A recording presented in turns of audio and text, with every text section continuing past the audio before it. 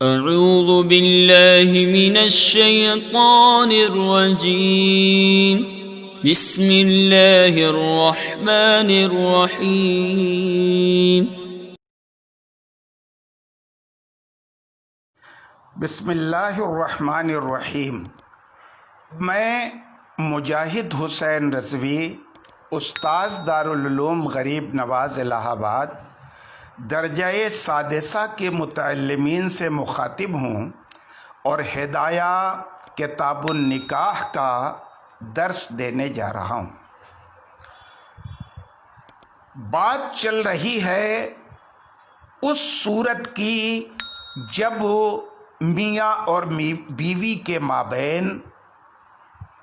مہر کی مقدار کے سلسلے میں اختلاف ہو جائے تو کس کی بات مانی جائے گی۔ اس تعلق سے گزشتہ سبق میں آپ نے تفصیل پڑھا ہے اور اسی سے جڑی ہوئی آج ایک اور عبارت ہے جس کا درس مجھے دینا ہے۔ وہ عبارت اس طرح ہے کہ ثم ذکر ہاہنا ان بعد الطلاق قبل الدخول القول قوله فی نصف المہر وهذه روایت الجامع الصغیر والاصل، وذکر فی الجامع الکبیر انہ یحکم متعۃ مثلها وهو قیاس قولہما لأن المتعة موجبة بعد الطلاق كمهر المثل قبله فتحكم كهو، ووجه التوفيق أنه وضع المسألة في الأصل في الألف والألفين،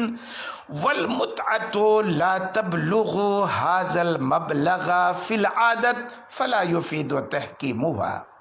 ووضعها في الجامع الكبير في العشرة والمئة، ومتعة مثلها 20 فيفيد تحكيمها، والمذكور في الجامع الصغير ساكت عن ذكر المقدار فيحمل على ما هو المذكور في الأصل، وشرح قولهما فيما إذا اختلفا في حال قيام النكاح أن الزوج إذا ادعى الألف والمرأة الألفين فإن كان مهر مثلها ألفا أو أقل فالقول قوله، وإن كان 2000 أو أكثر فالقول قولها، وأيهما أقام البينة في الوجهين تقبل، وإن أقامت البينة في الوجه الأول تقبل بينتها لأنها تثبت الزيادة، وهو الوجه الثاني وفي الوجه الثاني بينته لأنها تثبت الحد، وإن كان مهر مثلها 1500 تحالفا، وإذا حلفا يجب 1500، وهذا تخریج الرازی۔ وقال القرخی رحمت اللہ علیہ یتحالفان فی الفصول الثلاثہ ثم یحکم مہر المثل بعد ذلك۔ اب یہاں سے ثم ذکر ہاہنا سے جو میں نے عبارت پڑھی ہے، یہاں سے مصنف یہ بتانا چاہتے ہیں کہ حضرت امام محمد کے قول اور ان کے مسلک میں تعارض ہے، کیونکہ مبسوط اور جامع صغیر میں تو یہ بیان کیا گیا ہے کہ طلاق قبل الدخول کی صورت میں نصف مہر کے حوالے سے شوہر ہی کا قول معتبر اور فیصل ہوگا اور متاع مثل کو حکم نہیں بنایا جائے گا، جبکہ جامع کبیر میں یہ صراحت ہے کہ اس صورت میں متاع مثل کو فیصل بنا کر اسی کا اعتبار کیا جائے گا اور شوہر کی بات پر دھیان نہیں دیا جائے گا۔ صاحب ہدایہ فرماتے ہیں کہ جامع کبیر کی روایت یعنی متعے مثل والی بات پر فیصلہ کرنا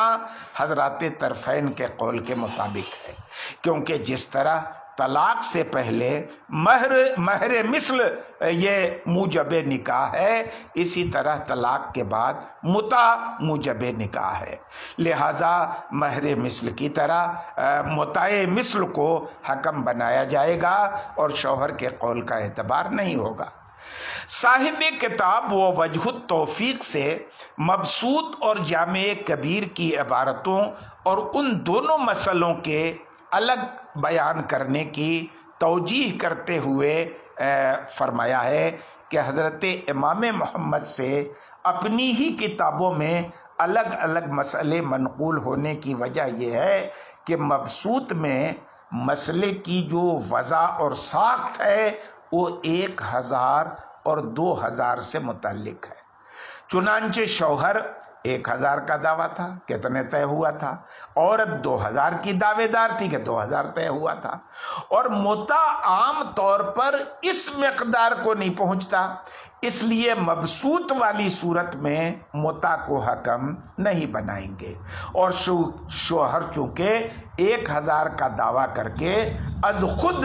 اس کے نصف یعنی 500 کا مقر ہے جو متع کے مقدار کے مساوی ہے، بلکہ اس پر غالب ہے اور اس میں عورت کا فائدہ ہے، اس لیے اس صورت میں شوہر کے قول کو فیصل بنائیں گے اور متع مثل کو حکم نہیں بنائیں گے۔ اس کے برخلاف جامع کبیر میں جو مسئلے کی وضع ہے وہ 100 اور 10 کی مقدار سے متعلق تھی۔ عورت 100 کی دعوے دار ہے اور شوہر 10 درہم کا دعوے دار ہے، اور ادنا درجے کا متع بھی 20 درہم سے کم نہیں ہوتا اس وقت کے حساب سے، اس لیے اس صورت میں متع مثل کو فیصل بنائیں گے، اور یہ کہا جائے گا کہ ظاہر حال چونکہ عورت کے حق میں شاہد ہے اور اس کے لیے معاون ہے، اور آپ پہلے یہ پڑھ چکے کہ ان من ساعدہ الظاہر فالقول قولہ، جس کی شہادت جس کے قول کی شہادت ظاہر حال دے گا اسی کی بات مانی جائے گی، اور چونکہ جامع صغیر کی عبارت مقدار مہر کے بیان سے ساکت ہے اور حضرت امام محمد کی جملہ کتابوں میں مبسوط سب سے زیادہ معتبر اور اصح ہے، اس لیے جامع صغیر کے مسئلے کو بھی اسی پر محمول کر دیں گے۔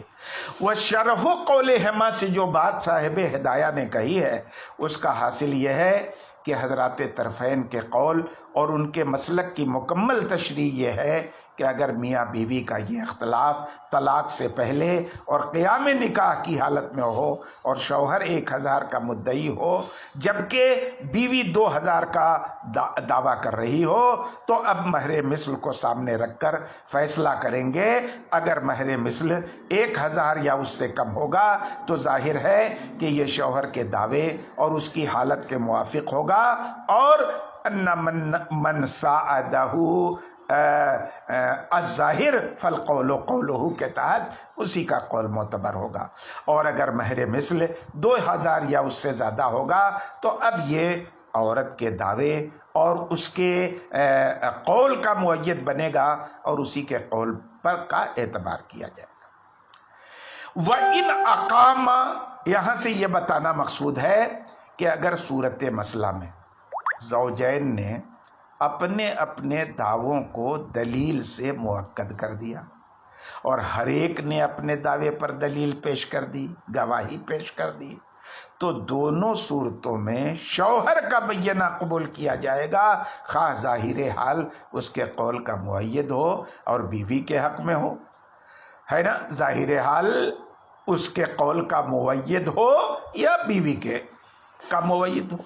اور اگر دونوں نے پہلی صورت میں بینہ قائم کر دیا، یعنی جب ظاہر حال شوہر کے مطابق تھا تو اس صورت میں عورت کا بینہ مقبول ہوگا، اور دوسری صورت میں جب ظاہر حال بیوی کے قول کا مؤید ہے تو شوہر کا بینہ قبول ہوگا،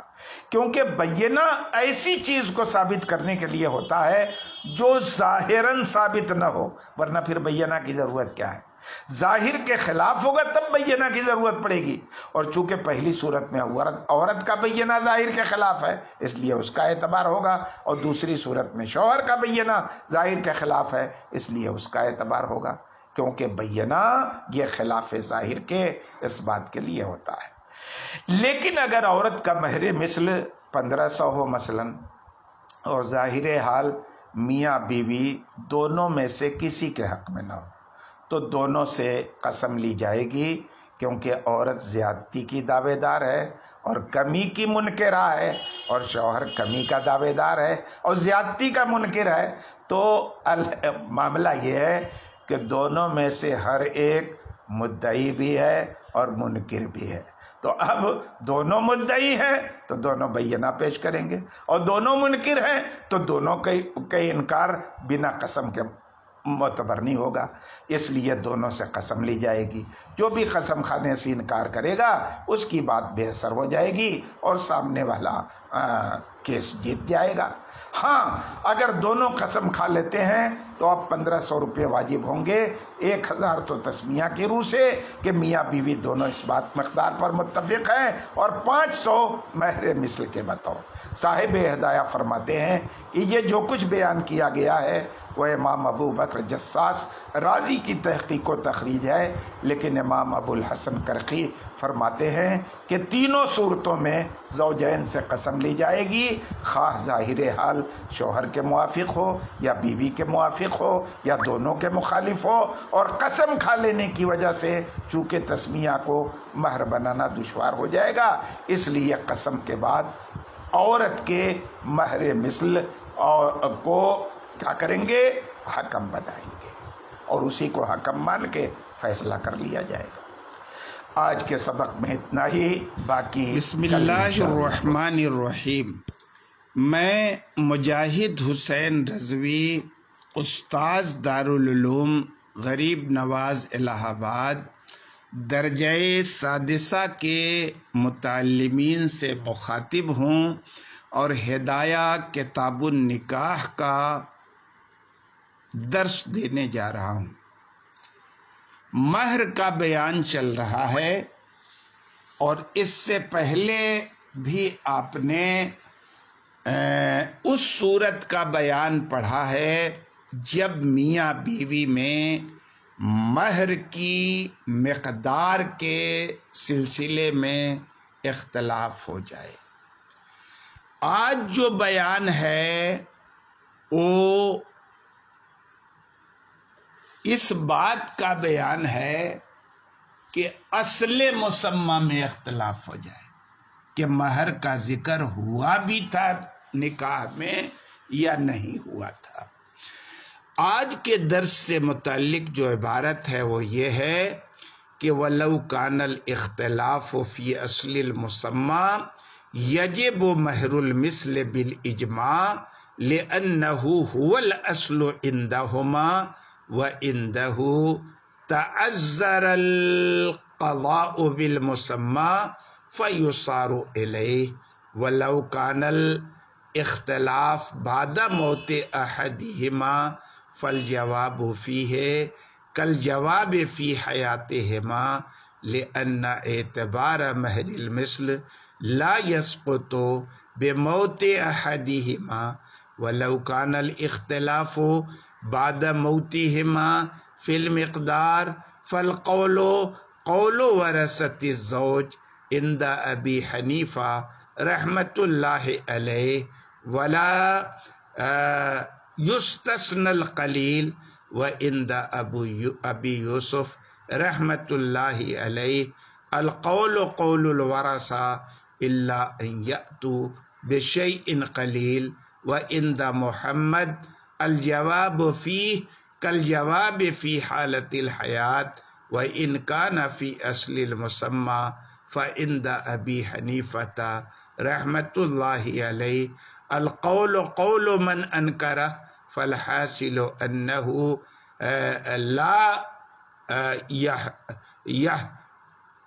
لا يحكم المهر المثل عنده بعد موتهما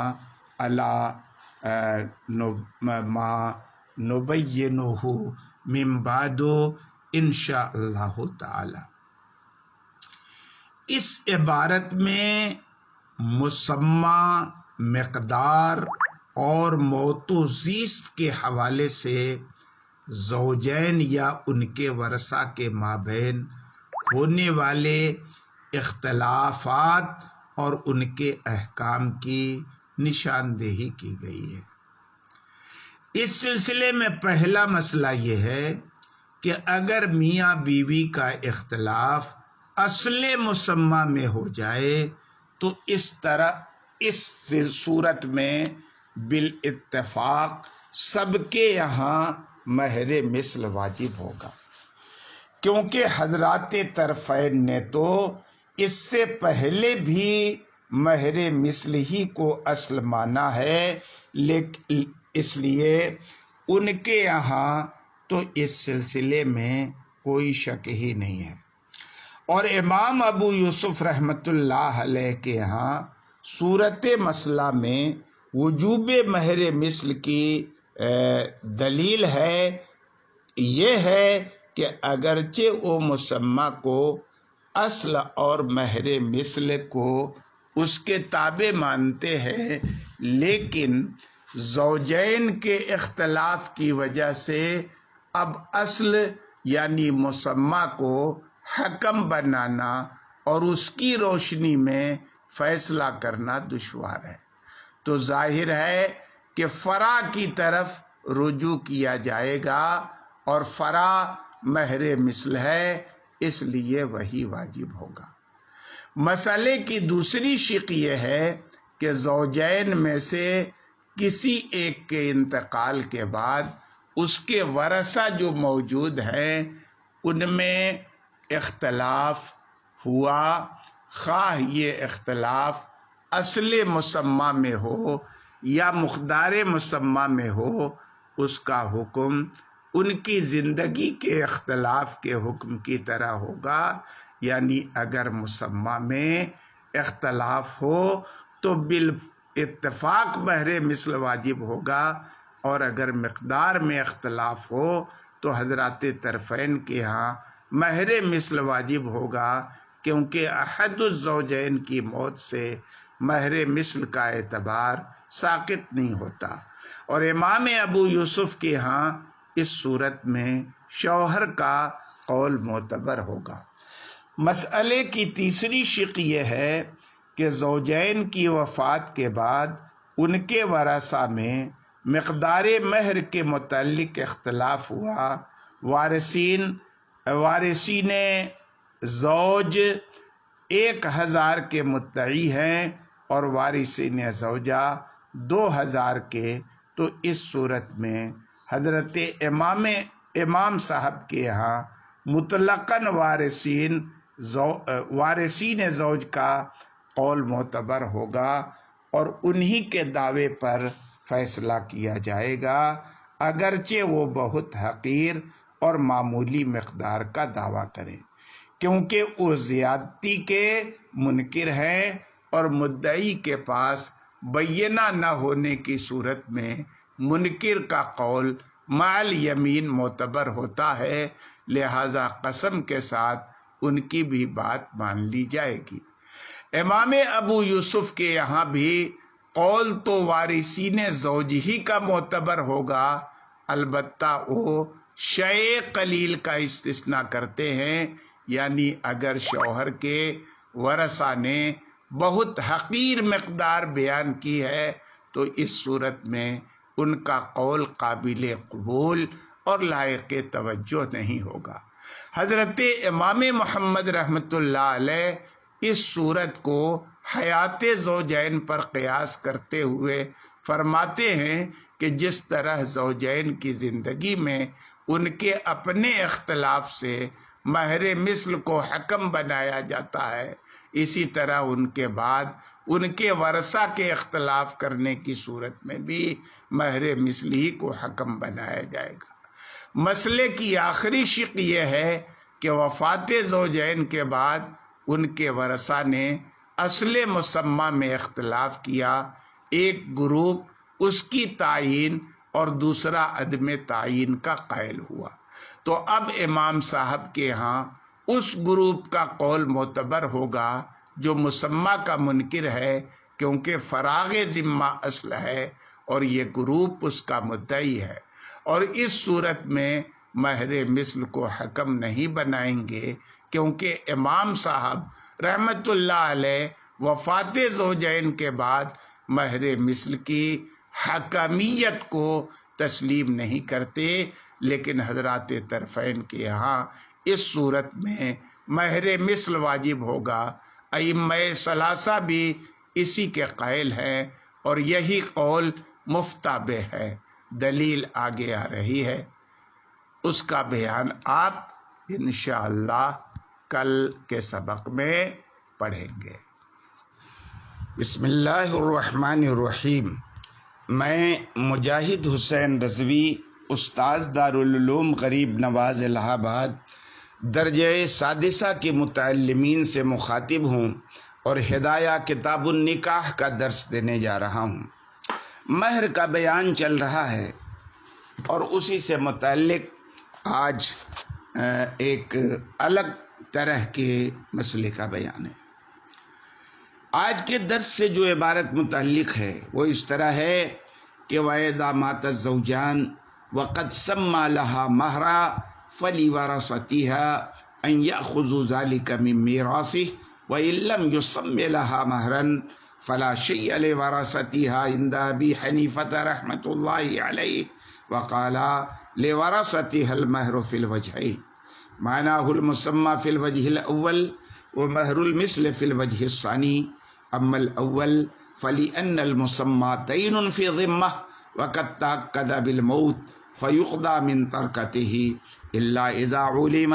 أنها ماتت أولا فيسقط نصيبه من ذلك. وأما الثاني فوجه قولهما أن مهر المثل صار دينا في ذمته كالمسمى فلا يسقط بالموت كما إذا مات أحدهما. ولأبي حنيفة رحمة الله عليه أن موتهما يدل على انقراض أقرانهما بمهر من يقدر القاضي مهر المثل. اس عبارت میں مسئلہ تو ایک ہے مگر اس مسئلے کی دو شقیں بیان کی گئی ہیں، جس میں سے ایک شق متفق علیہ ہے اور دوسری شق مختلف فی ہے۔ متفق علیہ صورت تو یہ ہے کہ سعید اور زینب نے نکاح کیا اور زید نے زینب کا مہر بھی متعین کر دیا، لیکن زید نے اپنی زندگی میں اسے ادا نہیں کیا اور دونوں کا انتقال ہو گیا۔ تو اس صورت میں سیدنا امام اعظم رحمت اللہ علیہ اور سیدنا امام ابو یوسف اور سیدنا امام محمد یعنی صاحبین علیہ الرحمہ دونوں فریق کے ہاں عورت کے ورثہ کو شوہر کے ترکے سے مہر لینے کا حق ہوگا، لیکن اگر شوہر نے بیوی کا مہر متعین نہیں کیا تھا اور بعد میں مہر کے نام پر اسے کچھ دیا بھی نہیں تھا کہ دونوں کا انتقال ہو گیا، تو ایسی صورت میں حضرات صاحبین کے ہاں عورت کے ورثہ شوہر کے ترکے سے اس عورت کا مہر مثل وصول کریں گے، لیکن امام اعظم رحمت اللہ علیہ اس صورت میں عورت کے ورثہ کو مہر کے نام پر کچھ بھی دینا گوارا نہیں کرتے۔ یہ مختلف فی صورت ہے۔ حضرات صاحبین چونکہ دونوں صورتوں میں عورت کے ورثہ کو مہر دلاتے ہیں، اس لیے پہلے انہی کی دلیل بیان کی جائے گی۔ چنانچہ فرماتے ہیں کہ وارثین زوجہ کو مہر مسمى ملنے کی وجہ، وارثین زوجہ کو مہر مسمى ملنے کی وجہ یہ ہے کہ مسمى شوہر کے ذمہ دین تھا اور اپنی زندگی میں اس نے بیوی کو دخول سے پہلے طلاق وغیرہ بھی نہیں دی کہ اس میں کچھ کمی آ جائے، اس لیے اس کی موت سے وہ پورا کا پورا مسمى مؤکد ہو گیا اور دیگر دیون اور قرضوں کی طرح اس قرضے کو بھی اس کے ترکے سے ادا کیا جائے گا۔ ہاں اگر یہ معلوم ہو جائے کہ شوہر سے پہلے ہی بیوی کا انتقال ہو چکا ہے تو اس صورت میں اس مسمہ کے نصف بصورت عدم اولاد اور ربع بصورت اولاد سے شوہر کا حق ساقط ہو جائے گا، اور بیوی کے ترکے سے جو کچھ اسے ملنا تھا وہ نہیں ملے گا۔ حضرات صاحبین عدم تسمیہ کی صورت میں وارثین زوجہ کو مہر مثل لینے کا اختیار دیتے ہیں، اور دلیل یہ پیش کرتے ہیں کہ جس طرح مہر مسمہ شوہر کے ذمہ دین ہوتا ہے، اسی طرح مہر مثل بھی دین ہوتا ہے، اور جب احد الزوجین کے مرنے سے مہر مثل باطل نہیں ہوتا تو پھر دونوں کے مرنے سے کیوں کر باطل ہو جائے گا؟ اس لیے کہ اس کا اعتبار تو بیوی کی ہم عصر عورتوں پر ہوتا ہے، اور احد الزوجین میں بیوی بھی مرتی ہے اور شوہر بھی مرتا ہے، لہذا جب وہاں مہر مثل ساقط نہیں ہوتا تو یہاں بھی ساقط نہیں ہوگا۔ امام صاحب عدم تسمیہ کی صورت میں چونکہ عدم وجوب مہر مثل کے قائل ہیں، اس لیے اس سلسلے میں ان کی دلیل یہ ہے کہ مہر مثل کو عورتوں کی ہم عمر، ہم زمانہ اور ہم عورتوں پر قیاس کیا جاتا ہے، اور زوجین کی موت سے یہ قیاس مشکل اور دشوار ہے، اس لیے کہ اس صورت میں کس کے مہر مثل کو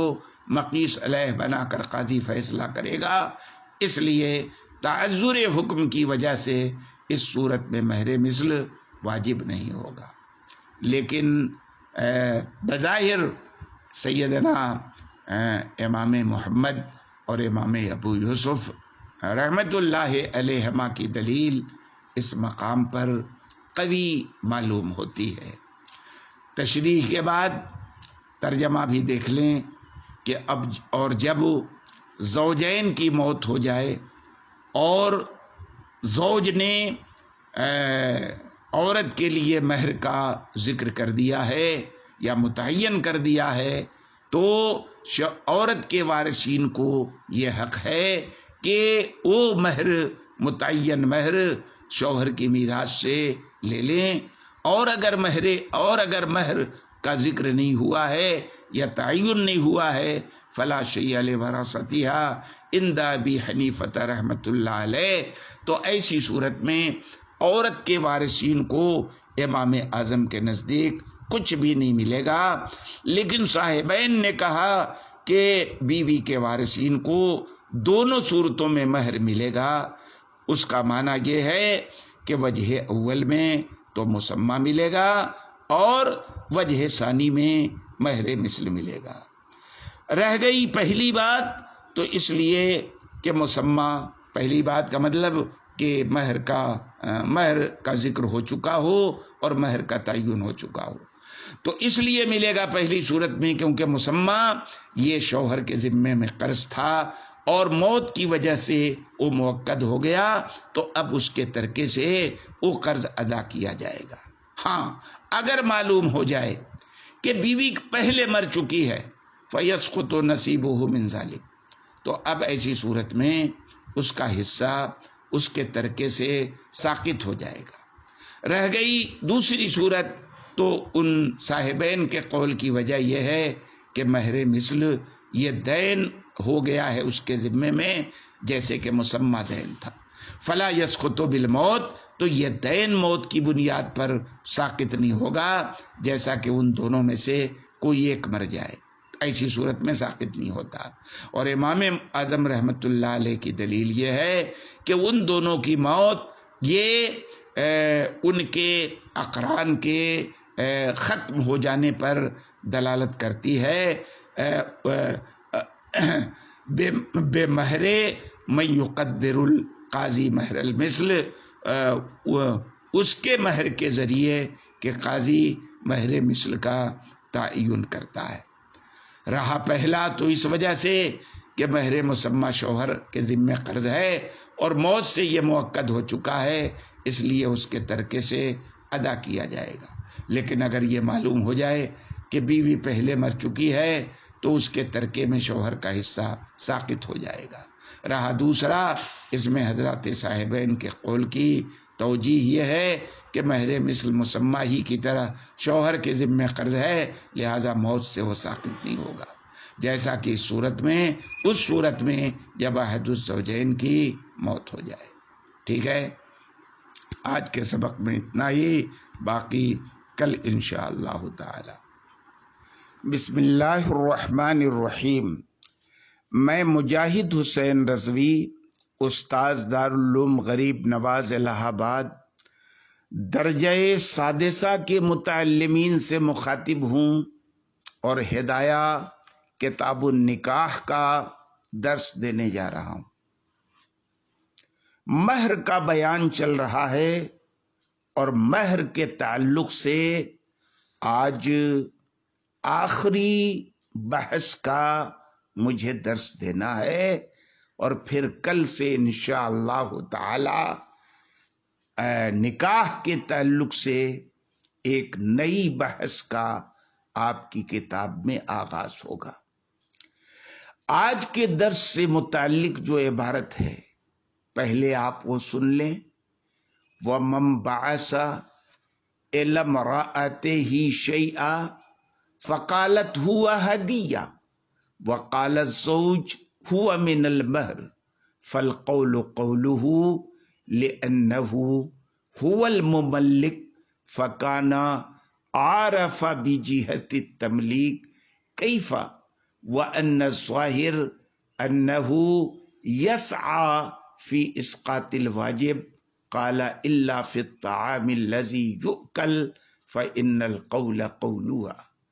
وَالْمُرَادُ مِنْهُ مَا يَكُونُ مُهَيَّنًا لِلْأَكْلِ لِأَنَّهُ يَتَعَارَفُ هَدِيَّةً فَأَمَّا فِي الْحِنطَةِ وَالشَّعِيرِ فَالْقَوْلُ قَوْلُهُ لِمَا بَيَّنَّا وَقِيلَ مَا يَجِبُ عَلَيْهِ مِنَ الْخِمَارِ وَالدِّرْعِ وَغَيْرِهِ لَيْسَ لَهُ أَن يَحْتَسِبَهُ مِنَ الْمَهْرِ لِأَنَّ الظَّاهِرَ يُكَذِّبُهُ وَاللَّهُ تَعَالَى أَعْلَمُ۔ عبارت کا حاصل یہ ہے کہ ایک شخص نے اپنی بیوی کے پاس کوئی چیز بھیجی، بیوی کہتی ہے وہ ہدیہ ہے، شوہر کہتا ہے کہ وہ ہدیہ نہیں بلکہ تمہارے مہر کا ایک حصہ ہے، تو ایسی صورت میں شوہر کا قول معتبر ہوگا، کیونکہ وہ از خود مملک ہے اور جہت تملیک اور نوعیت تملیک سے زیادہ آشنا ہے، اس لیے تملیک کی جو جہت شوہر طے کرے گا اسی طے کردہ جہت کے مطابق حکم شرعی لگے گا۔ دوسری بات یہ ہے کہ اصول آپ پہلے پڑھ چکے ہیں کہ ان من ساعدہ الظاہر فالقول قولہ، جس کے قول کی موافقت ظاہر کر دے تو اسی کی بات مانی جاتی ہے۔ اس مسلمہ ضابطے کے تحت بھی یہاں شوہر کا پلڑا بھاری ہے، اس لیے کہ جب شوہر پر ایک چیز یعنی مہر اس کی ادائیگی واجب ہے تو ظاہر ہے وہ اسی واجب کو ادا کرنے کے لیے جد و جہد کرے گا۔ ایسا ہو ہی نہیں سکتا کہ انسان کے اوپر جس چیز کی ادائیگی واجب ہے اسے چھوڑ دے اور نفلی کام، تطوع کا کام، تبرع کا کام کرے۔ لہذا اس حوالے سے بھی شوہر کی بات معتبر اور معتمد ہوگی۔ قالا سے جو متن میں عبارت ہے اس کا حاصل یہ ہے کہ سیدنا امام محمد رحمت اللہ علیہ نے جامع صغیر میں ہدایہ کی تفصیل بیان کی ہے، چنانچہ وہ فرماتے ہیں کہ شوہر کا بھیجا ہوا ہدیہ تو کھانے کے قبیل سے ہوگا، جیسے تیار کردہ گوشت ہے، بھونی ہوئی مچھلی ہے، پکائی ہوئی روٹی ہے، چاول ہے، بریانی ہے، یا کھانے کے قبیل سے تو ہوگا، مگر اس میں پائیداری اور جماؤ ہوگا، اور اسے اثر نو پکانے کی، تیار کرنے کی، بنانے کی ضرورت ہوگی، جیسے گیہوں ہے، جو ہے، وغیرہ ہے۔ اگر شوہر کا ہدیہ پہلی قسم سے متعلق ہے، یعنی ریڈی میڈ کھانا ہے، پکا پکایا تیار ہے، اور اس میں پائیداری نہیں ہے، تو واقعتاً اسے ہدیہ ہی شمار کر لیں گے، اور مہر سے اسے منہا کرنے کا حق شوہر کو نہیں ہوگا، کیونکہ عرف عام میں بطور ہدیہ اس طرح کی چیزوں کا لین دین ثابت ہے، لہذا وہ بھی از قبیل ہدیہ ہی ہوگا، اور اس صورت میں بیوی کے قول کا اعتبار کیا جائے گا۔ اور اگر ہدیے کا تعلق قسم ثانی سے ہے، کھانا ہے مگر بنا بنایا ہے، بنا بنایا نہیں ہے، بنانے کی ضرورت ہے، را میٹیریل ہے کھانے کا سمجھیے، تو چونکہ عرف عام میں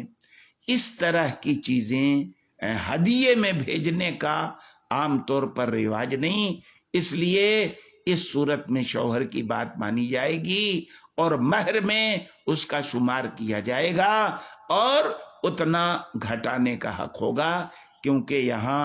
ظاہر حال شوہر کا مؤید اور اس کے موافق ہے۔ بعض حضرات کی رائے یہ ہے کہ وہ چیزیں جو بعد نکاح شوہر پر واجب ہو جاتی ہیں، جیسے دوپٹہ ہے، قمیص ہے، اور کچھ گھریلو سامان ہیں، اگر ان میں سے شوہر کسی چیز کو بھیج کر اسے مہر سے وضع کرتا ہے تو یہ درست نہیں ہے، کیونکہ یہاں ظاہر حال یہ زوج کا مؤید ہے، اس کی وجہ سے ہم شوہر کی بات مانیں گے، اور صورت مسئلہ میں ظاہر حال چونکہ شوہر کی تکذیب اور مخالفت کر رہا ہے، اس لیے اب اس کی بات نہیں مانی جائے گی۔ یہ تو رہی عبارت کی تشریح۔ اب ایک نظر عبارت کے آپ ترجمے پر ڈال لیں۔ کہتے ہیں وَمَن بَعَثَ إِلَى امْرَأَتِهِ شَيْئًا، جو آدمی یعنی جو شوہر اپنی بیوی کے پاس کچھ بھیجے، فقالت ہوا ہدیہ، عورت کہے کہ وہ بھیجی ہوئی چیز ہدیہ ہے، وقال الزوج ہوا من المہر، اور شوہر کہے کہ نہیں وہ ہدیہ نہیں، مہر کا ایک حصہ ہے، فالقول قولہ، تو بات شوہر کی معتبر ہوگی، لأنہ هو المملک، کیونکہ شوہر ہی عورت کو مالک بنانے والا ہے، فکانا عارف بجہت التملیک، تو وہ تملیک کی جہت سے زیادہ آشنا ہے، کیفا، وہ تملیک کی جہت سے کیسے زیادہ آشنا نہیں ہوگا، وَأَنَّ الظَّاهِرَ أَنَّهُ يَسْعَى فِي إِسْقَاطِ الْوَاجِبِ، اور ظاہر یہ ہے کہ وہ اپنے اوپر ایک واجب چیز کے اسقاط میں کوشاں ہے، جد و جہد کر رہا ہے۔ قال الا فی الطعام الذی یوکل، کہا مصنف نے کہ مگر اس کھانے میں شوہر کے بات کا اعتبار نہیں ہوگا جو کھایا جاتا ہے، کیونکہ فإن القول قولها، ایسی صورت میں قول عورت کا ہوگا، اور مراد اس سے وہ کھانا ہے جو محینا للعقل، کھانے کے لیے تیار کر دیا گیا ہو، لأنہ یتعارف ہدیۃً، کیونکہ پکا پکایا کھانا یہ بطور ہدیہ متعارف ہے۔ فاما فی الحنطۃ والشعیر، لیکن گیہوں اور جو کے مالے میں فالقول قولہ، تو بات شوہر کی مانی جائے گی، لما بینا، اسی وجہ سے جو ہم بیان کر چکے۔ وقیل ما یجب علیہ، اور کہا گیا ہے کہ جو شوہر پر واجب ہے، مثلا اوڑھنی، کرتا وغیرہ، شوہر کے لیے انہیں مہر سے شمار کرنا درست نہیں ہے، کیونکہ ظاہر حال اس کی تکذیب کر رہا ہے۔ واللہ تعالی عالم۔ آج مہر کا بیان ختم ہو گیا. کل انشاءاللہ ایک نئے باب کی شروعات. بسم اللہ الرحمن الرحیم. میں مجاہد حسین رضوی، استاذ دارالعلوم غریب نواز الہ آباد، درجہ سادسہ کے متعلمین سے مخاطب ہوں اور ہدایہ کتاب النکاح کا درس دینے جا رہا ہوں. مہر کا بیان چل رہا تھا اور کل اس کا بیان ختم ہو چکا ہے. آج کی جو فصل ہے وہ یوں ہے: فصل اے ھذا فصل فی بیان احکام انکحۃ الکفار.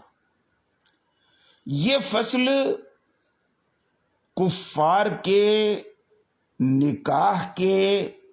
احکام کے بیان میں ہے.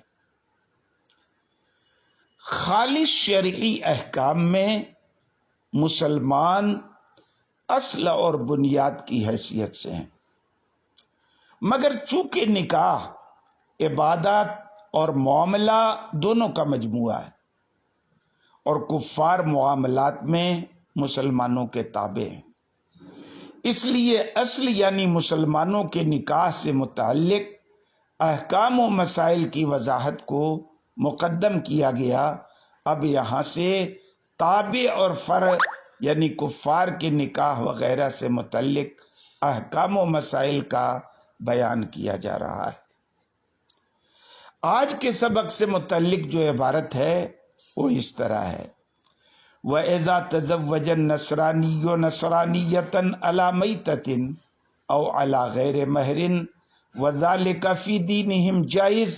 فَدَخَلَ بِهَا أَوْ طَلَّقَهَا قَبْلَ الدُّخُولِ بِهَا أَوْ مَاتَ عَنْهَا فَلَيْسَ لَهَا مَهْرٌ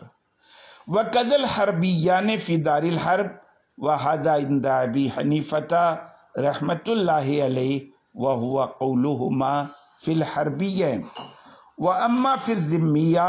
فلها مهر مثلها إن مات عنها أو دخل بها، والمتعة إن طلقها قبل الدخول بها. وقال زفر رحمة الله عليه لها مهر المثل في الحربيين أيضا له أن الشرع ما شرع ابتغاء النكاح إلا بالمال، وهذا الشرع وقع عاما فيثبت الحكم على العموم. ولهما أن الحرب غير ملتزمين أحكام الإسلام وولاية الإلزام منقطعة لتباين الضررين بخلاف أهل الذمة لأنهم التزموا أحكامنا فيما يرجع إلى المعاملات كالربا والزنا، وولاية الإلزام متحققة لاتحاد الدار. ولأبي حنيفة رحمة الله عليه أن أهل الذمة لا يلتزمون أحكامنا في الديانات وفيما يعتقدون خلافه في المعاملات، وولاية الإلزام بالصيف أو بالمحاجة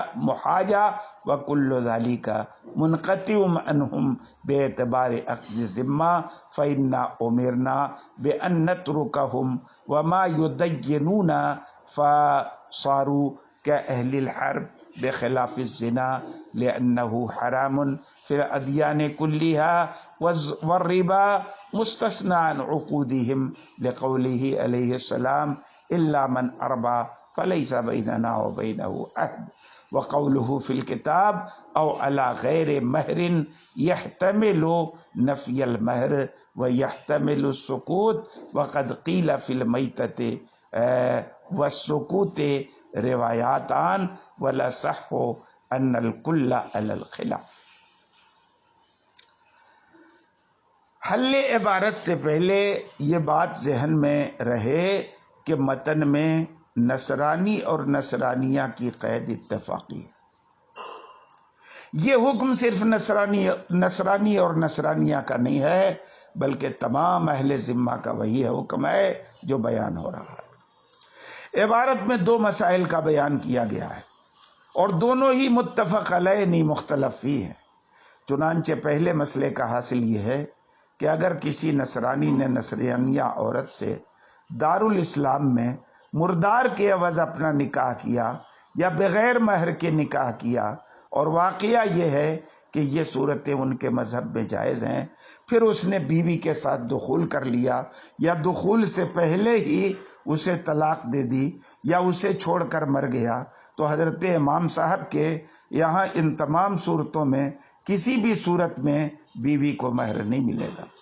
حضرات صاحبین اور امام ظفر کے یہاں اسے مہر مثل ملے گا، ائمہ ثلاثہ بھی اسی کے قائل ہیں۔ دوسرا مسئلہ یہ ہے کہ دارالحرب میں کسی حربی نے حربیہ عورت سے نکاح کیا اور مردار کے عوض نکاح کیا یا بغیر مہر نکاح کیا، تو اس صورت میں امام صاحب اور صاحبین کے ہاں اس عورت کو مہر نہیں ملے گا۔ البتہ امام ظفر نے اس صورت میں بھی خوب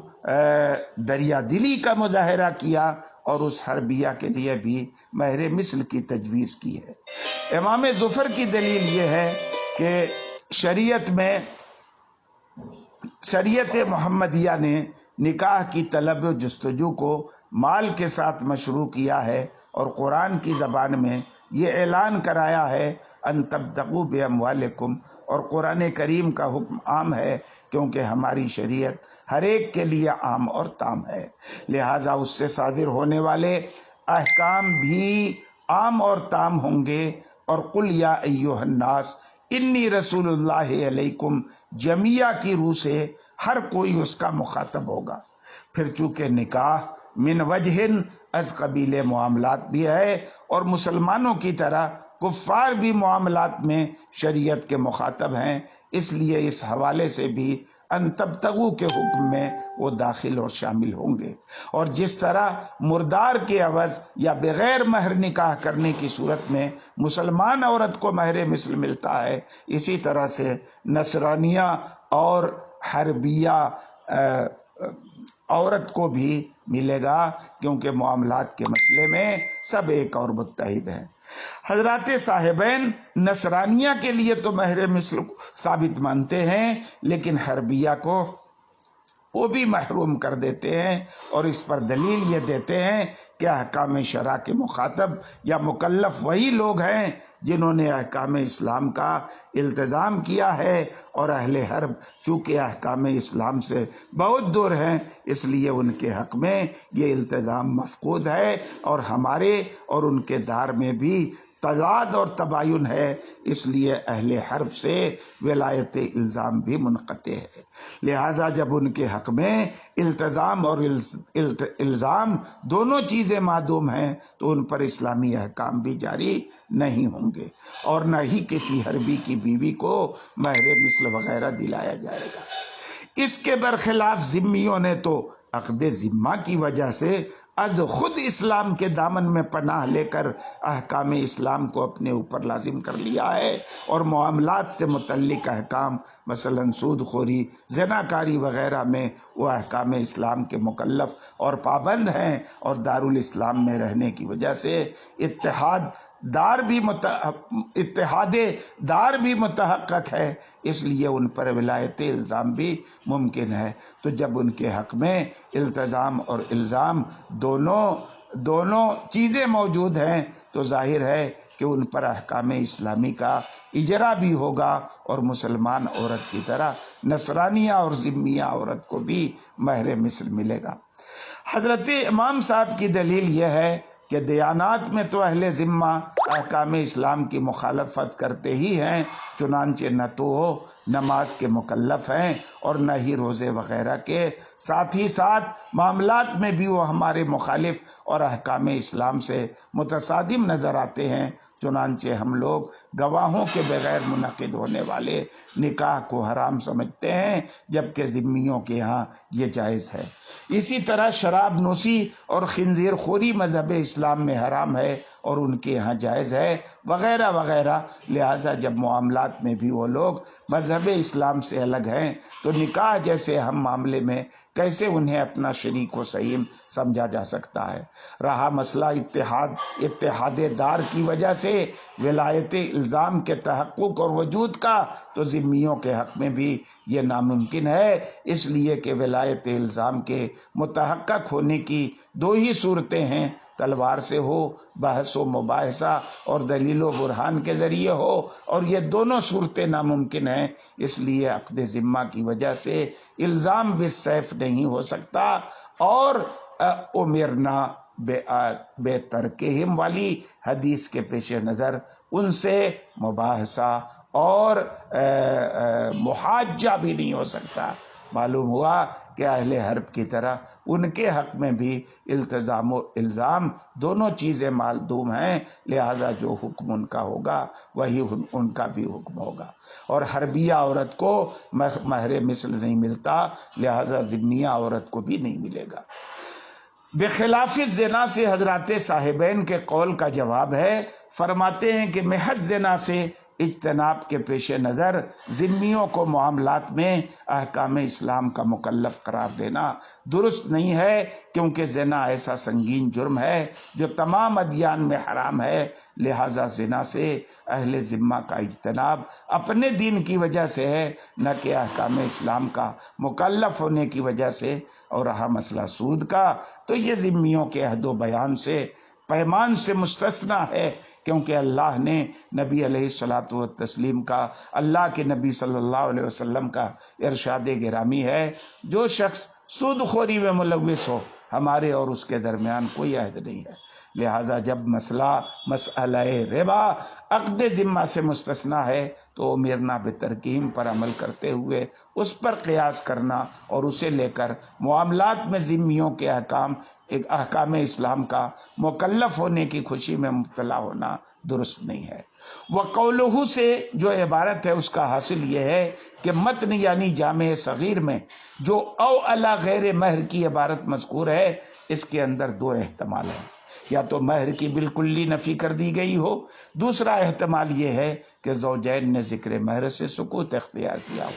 ظاہر و روایت میں یہ صراحت کی گئی ہے کہ مہر کی نفی کر دینے کی صورت میں امام صاحب کی یہاں بھی ذمیہ کو مہر مثل ملے گا، لیکن سکوت کی صورت میں کچھ نہیں ملے گا۔ ایک دوسرا قول یہ ہے کہ مردار اور سکوت دونوں کے متعلق حضرت امام صاحب سے دو روایتیں ہیں، ایک روایت میں مہر مثل ملے گا اور دوسرے کے مطابق کچھ نہیں ملے گا، لیکن صاحب کتاب فرماتے ہیں کہ یہ سب الٹی سیدھی روایات ہیں، صحیح بات یہ ہے کہ حربیہ کی طرح ذمیہ کے متعلق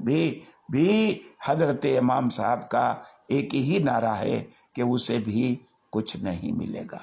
میں سمجھتا ہوں کہ عبارت کی جس انداز سے میں نے تشریح کر دی ہے اس کا ترجمہ بخوبی آپ کے ذہن میں آ گیا ہوگا۔ آگے کل انشاءاللہ تعالی۔ بسم اللہ الرحمن الرحیم۔ میں مجاہد حسین رضوی، استاذ دارالعلوم غریب نواز الہ آباد، درجہ سادسہ کے متعلمین سے مخاطب ہوں اور ہدایہ کتاب النکاح کا درس دینے جا رہا ہوں۔ کفار کے نکاح کا بیان چل رہا ہے، اور اس سلسلے میں آج کے درس سے متعلق جو عبارت ہے وہ یہ اس طرح ہے: فَإِن تَزَوَّجَ الذِّمِّيُّ ذِمِّيَّةً عَلَى خَمْرٍ أَوْ خِنْزِيرٍ ثُمَّ أَسْلَمَ أَوْ أَسْلَمَ أَحَدُهُمَا فَلَهَا الْخَمْرُ وَالْخِنْزِيرُ وَمَعْنَاهُ إِذَا كَانَا بِأَعْيَانِهِمَا وَالْإِسْلَامُ قَبْلَ الْقَبْضِ وَإِنْ كَانَ بِغَيْرِ أَعْيَانِهِمَا فَلَهَا فِي الْخَمْرِ الْقِيمَةُ وَفِي الْخِنْزِيرِ مَهْرُ الْمِثْلِ وَهَذَا عِنْدَ أَبِي حَنِيفَةَ رحمة الله عليه وقال أبو يوسف رحمة الله عليه لها مهر المثل في الوجهين وقال محمد لها القيمة في الوجهين وجہ قولہما ان القبض مؤکد للملک فی المقبوض فیکون له شبہ بالعقد فیمتنع بسبب الاسلام کالعقد وصار کما اذا کانا بغیر اعیانہما واذا التحقت حالت القبض بحالت العقد فابو یوسف رحمت اللہ علیہ یقول لو کان مسلمین وقت العقد یجب مہر المثل فکذا ہنا ومحمد رحمت اللہ علیہ یقول صحت التسمیہ لکون المسمى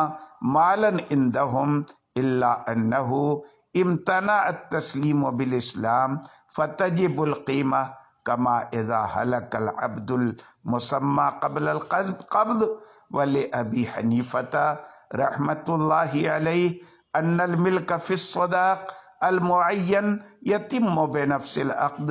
ولہذا تملک التصرف فیہ وبالقبض ينتقل من زمان الزوج الى زمانها وذلك لا يمتنع بالاسلام كاسترداد الخمر المغصوب وفي غير المعين القبض يوجب ملك العين فيمتنع بالاسلام بخلاف المشتري لان ملك التصرف انما يستفاد بالقبض وإذا تعذر القبض في غير المعين لا تجب القيمة في الخنزير لأنه من ذوات القيم فيكون أخذ قيمته كأخذ عينه ولا كذلك الخمر لأنه من ذوات الأمثال ألا ترى أنه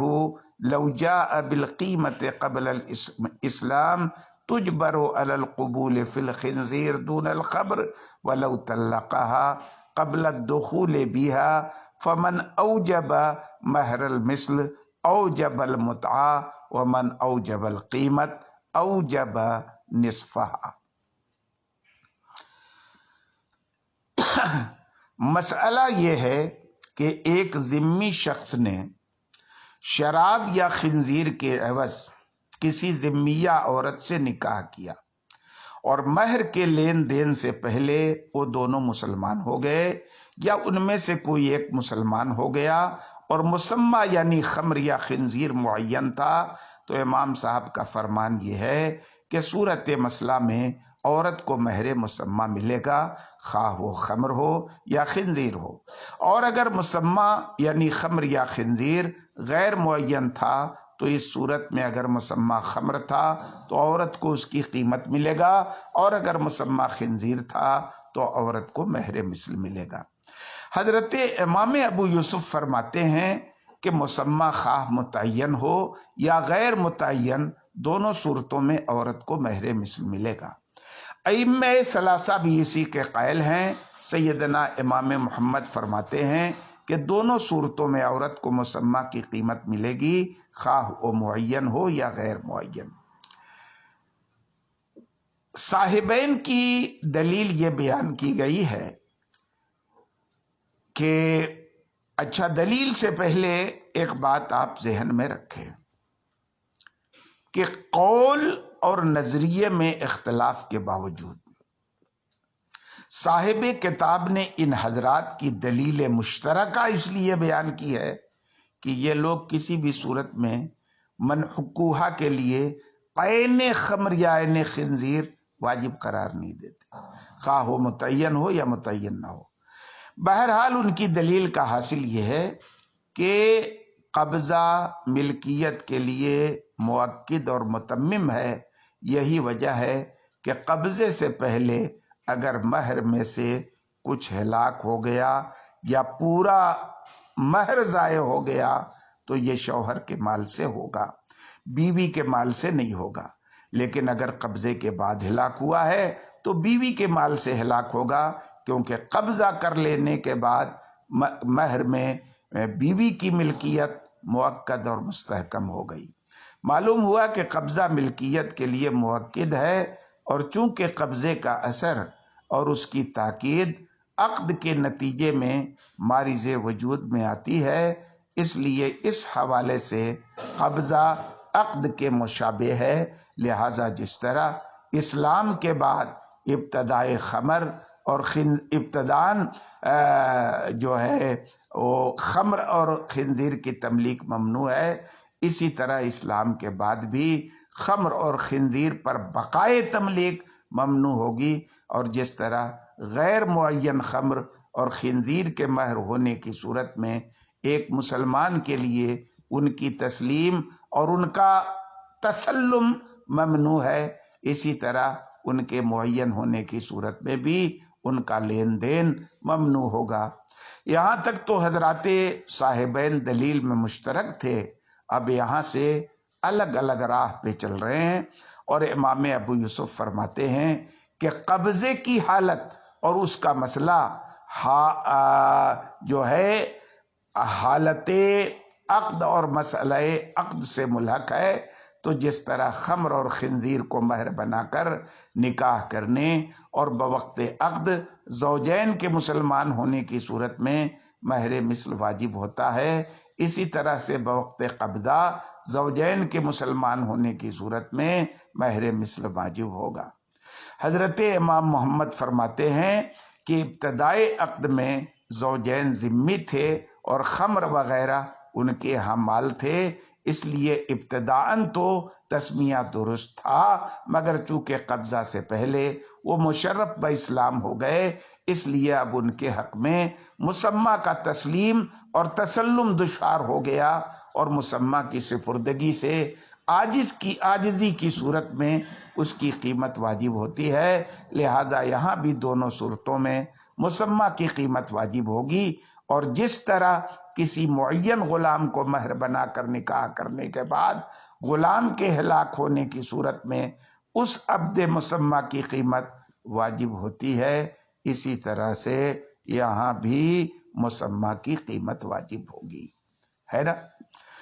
حضرت امام اعظم کی دلیل یہ ہے کہ مہر معین میں تو نفس عقد ہی سے عورت کی ملکیت ثابت ہو جاتی ہے، یہی وجہ ہے کہ نفس عقد کے بعد وہ مہر میں ہر طرح کے تصرف کی مختار اور مجاز ہو جایا کرتی ہے، اور چونکہ بوقت عقد وہ دونوں ذمہ تھے، اس لیے نفس عقد سے خمر اور خنزیر دونوں میں عورت کی ملکیت ثابت ہو گئی۔ رہا مسئلہ قبضے کا، تو اس سے صرف یہ فائدہ حاصل ہوگا کہ وہ ملکیت قبضہ کے ذریعے شوہر کے زمان سے نکل کر بیوی کے زمان میں داخل ہو جائے گی، اور مسلمان ہونا تملیک خمر کے لیے تو مانع ہے، لیکن انتقال ملک کے لیے مانع نہیں ہے۔ مثلا ایک شخص ذمہ تھا اور کسی نے اس کی شراب غصب کر لی، پھر وہ ایمان لے آیا، تو اب بھی مغصوب منہ کو مغصوب سے اپنی شراب واپس لینے کا حق ہوگا، کیونکہ یہ تجدید ملک نہیں ہے بلکہ انتقال زمان اور استرداد ملک ہے، جس سے اسلام مانع نہیں ہے۔ اس کے برخلاف مہر معین میں نفس عقد سے عورت کی ملکیت ثابت نہیں ہوتی، اس لیے وہاں قبضہ موجب ملک ہوگا، اور